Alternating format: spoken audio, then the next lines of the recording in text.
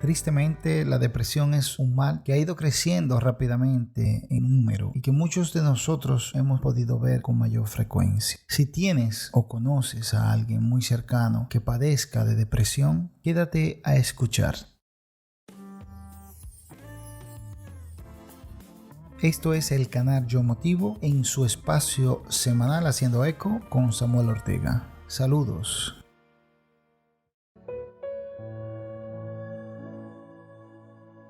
En esta ocasión hablaremos un poco de la depresión y qué hacer o no hacer y qué pensar o no pensar si nos encontramos cerca de una persona que la padece.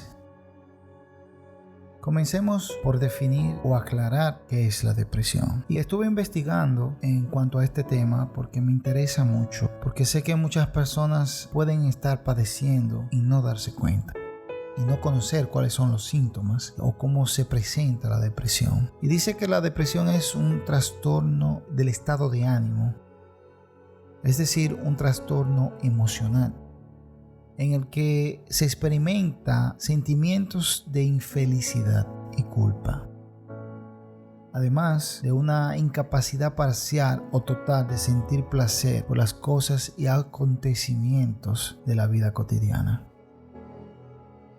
Pero a pesar de que hablamos de la infelicidad y la culpa, estos sentimientos no se originan en los actos de las personas, ni siquiera de las personas que padecen de depresión, sino que es un trastorno originado por una alteración en la comunicación de las neuronas.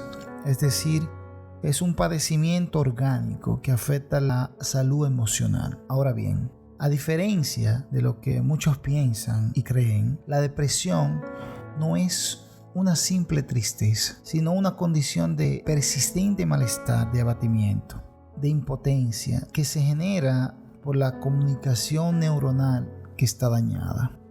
Y como muchos podrían preguntarse, y fue una de las preguntas que me hice mientras investigaba en cuanto a la depresión, ¿qué causa la depresión? Yo me preguntaba. Y mientras leía algunos temas, algunas definiciones, me topé con algunas cosas a las cuales he podido resumir para poder compartir con ustedes y ver cómo podemos comprender esto. Y decía que pueden ser muchas cosas, porque la depresión es multifactorial. A veces hay un evento que desencadena el síndrome depresivo, pero puede cambiar de paciente a paciente. O puede ser una falla alimentaria, o puede no haber sido ninguna de esas causas. Simplemente en algunos momentos hubo una falla en los neurotransmisores y se presenta la depresión.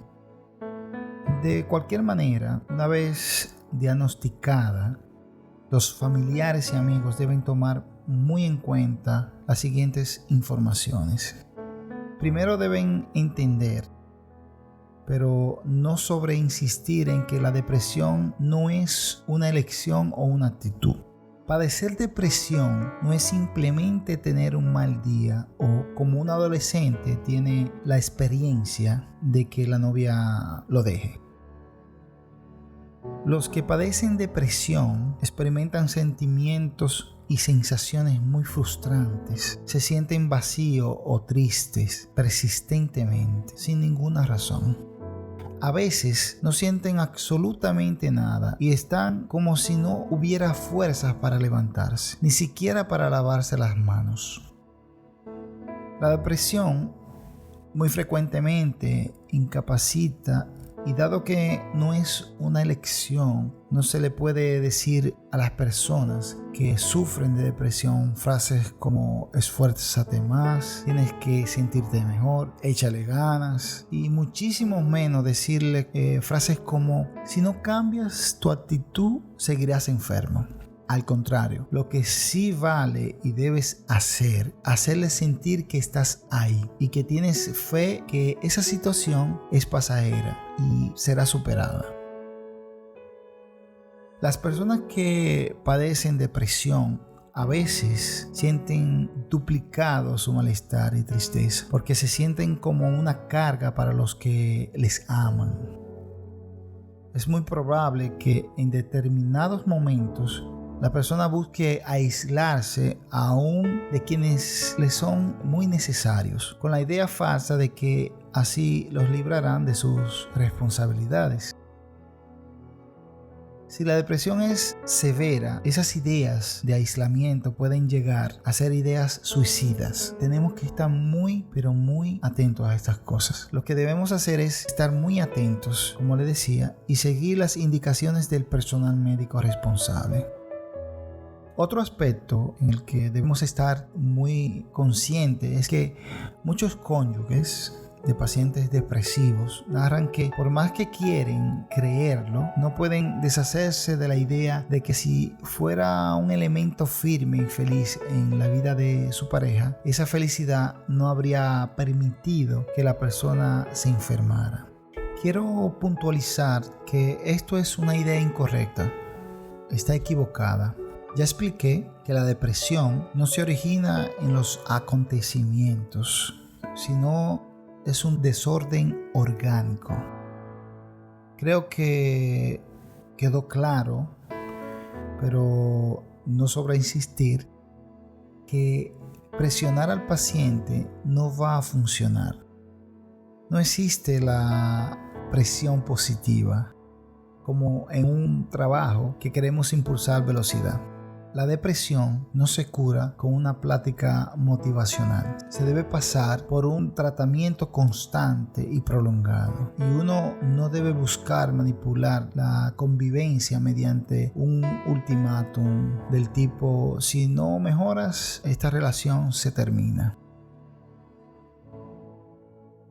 Nos acercamos a un aspecto que es más importante porque se refiere a la calidad espiritual de las personas que padecen depresión.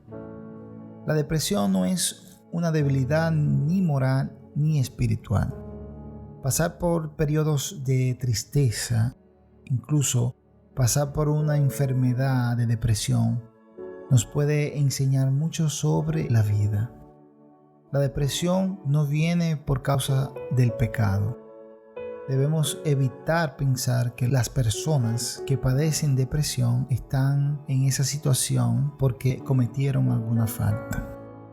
En realidad, quienes padecen trastornos depresivos están en la misma situación de quienes se enferman de las vías respiratorias o del sistema digestivo, o quienes tienen un accidente y se fracturan un hueso. Cuando estas cosas ocurren, las personas van al médico y siguen un tratamiento. Con la depresión no debe ser diferente. Por último, por doloroso que parezca, no debemos creer que la depresión es una causa de vergüenza.